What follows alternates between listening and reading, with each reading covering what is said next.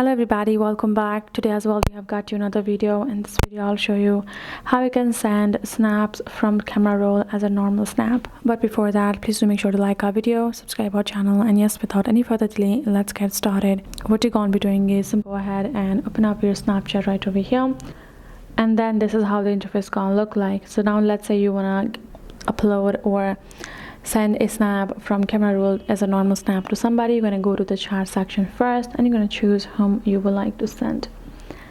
Then you're going to go ahead and tap on this little picture icon right over here, which will open up your gallery for you to send a snap from.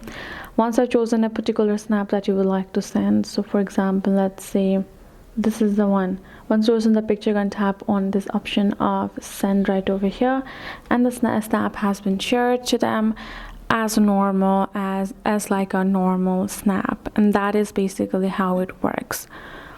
So that is it. Hope this video helped. Thank you so much for watching, and I'll see you guys in our next video.